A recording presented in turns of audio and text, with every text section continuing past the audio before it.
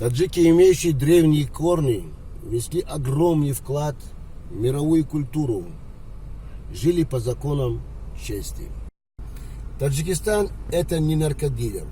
Таджикский трудовой мигрант – жертва международной наркомафии и не имеющий национальности.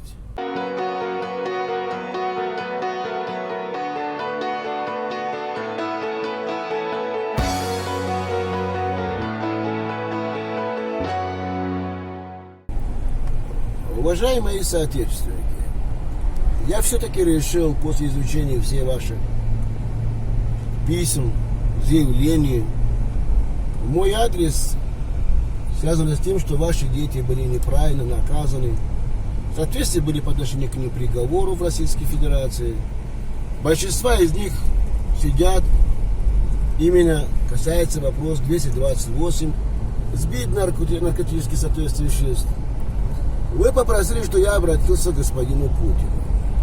Я вам написал, что, скорее всего, мы начинаем с главного нашего честного в органах власти, это Следственный комитет. Обращаемся к Александру Бастрыкину. Уважаемый Александр Бастрыкин, более 27 лет граждане Таджикистана после распада СССР оказались не по своей воле на территории российского государства в качестве трудовых мигрантов. И по сегодняшний день вы знаете также прекрасно, что нет единой миграционной политики. С первого дня, когда мы занимались общественной организацией, правозащитной деятельностью своей вели, мы не раз говорили и доказывали властям России, что данные политики миграционной направлены на уничтожение бывших граждан Советского Союза, граждан, которые являются победителем Великой Отечественной войны. Но поскольку обращаются ко мне родственники, и есть среди них, соответственно, граждане, которые отбывают наказание, невиновен в совершении преступлений. Может, у вас возникает вопрос, почему раньше мы так в открытой форме не говорили гласно о нашем деятельности и о просьбе наших граждан ваш адрес. Но это все возникло после того, что именно в 2019 году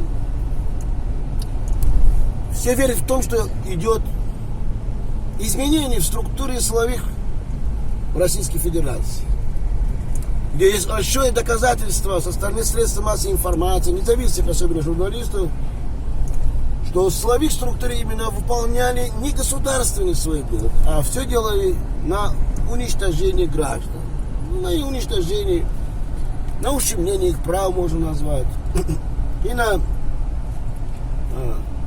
притеснение граждан, в целом, ненависть к тем странам, которые являются членами СНГ. Последние события, которые связаны с независимым журналистом Иваном Горновым, было именно вмешательство в средства массовой информации. Впервые. Почему отмечаю впервые? Потому что с 2014 года, после того, когда делегации российские, представители парламентарии не были допущены к работе парламентской ассамблеи Совета Европы, Россия автоматически прекратил всяких, вопросов, связанных с слушанием голос пострадавшими, голос простых людей, и предпринимал все жесткие меры по отношению не только к гражданам других стран, то есть своих граждан, даже граждане Российской Федерации.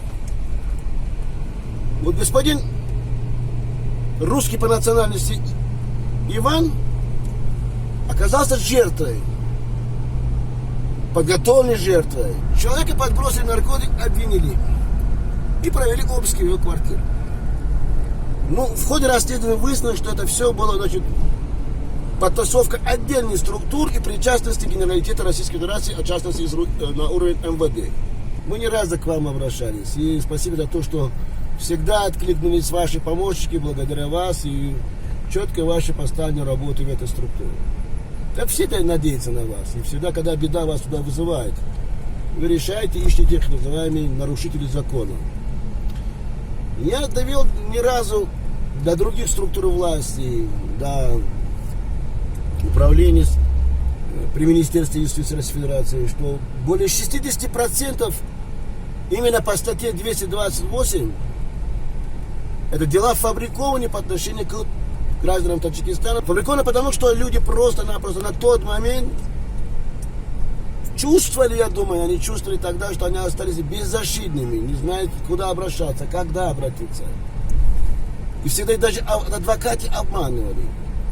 Поэтому я постараюсь со своей стороны, потому что большая работа была проведена мной и моей командой, которые руководили тогда общероссийское общественное движение «Таджикские трудоэмигранты», Федерация мигрантов СНГ, который являюсь я президентом и послом мира.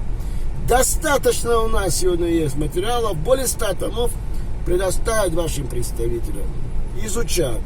Думаю, что невиновный человек не должен оставаться в тюрьме до последнего момента, когда приговор по отношению к нему приняли российские суды. Я сам сталкивался с этим делом и вижу по сегодняшний день, судебная система российского нашего государства это без обида. Купленные или продажные их называют в собственном народе нашем российском государстве. Но вы же видели последние события и последующие видео. Где главные воры находятся? Пожалуйста, полковник Захаров, представитель следствия или там МВД, 9 миллиардами рублями или долларами показало мировому сообществу, что нет у нас силовых структур. Нету. Мы воровали, будем воровать. Вот я хочу до вас довести. Перед тем, чтобы я должен предоставить список, в общем, после того, когда мне состоится несколько встреч с родственниками лиц, отбывающих наказание, называя их невиновными, и не могли доказать в судебной системе России, и не могли дойти до европейской части, господину Путину, президента страны, избранным народом, хотелось, чтобы вы начали провести собственное расследование. Это как делается? Это очень просто. Проводится в тех же местах отбывания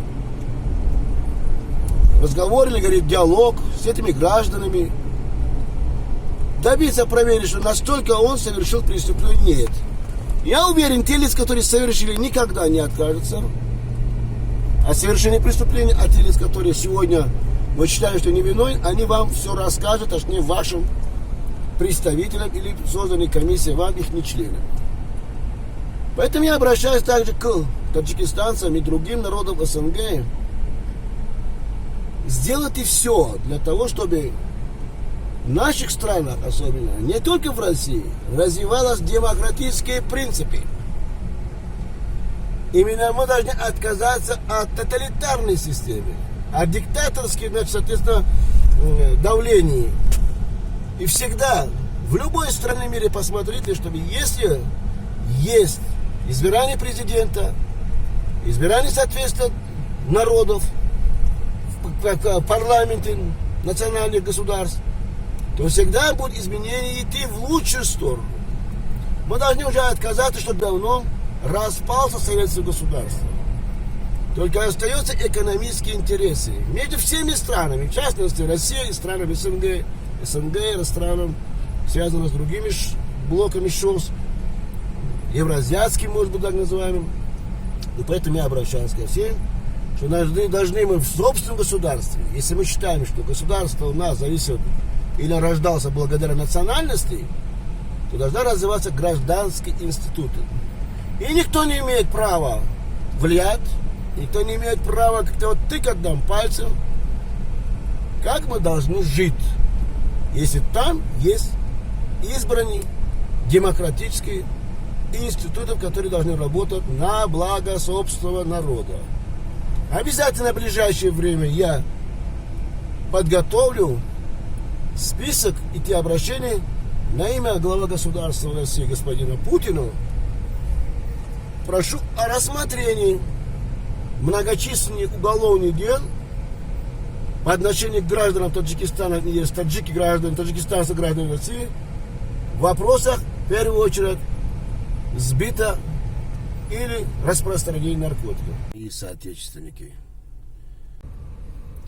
Таджики, имеющие древние корни, внесли огромный вклад в мировую культуру, жили по законам чести. Сегодня необходимо уничтожить клеймо, которое недруги таджикской нации заклеймили народ Республики Таджикистан. Таджикистан – это не наркодилер. Таджикский трудовой мигрант – жертва международной наркомафии и не имеющий национальности. Пусть те, кто сегодня отбывает срок в местах лишения свободы, по ложному обвинению обратиться ко мне, и я возьму на себя обязательство доказать вашу невиновность. Желаю побед на пути правдолюбия, мои земляки.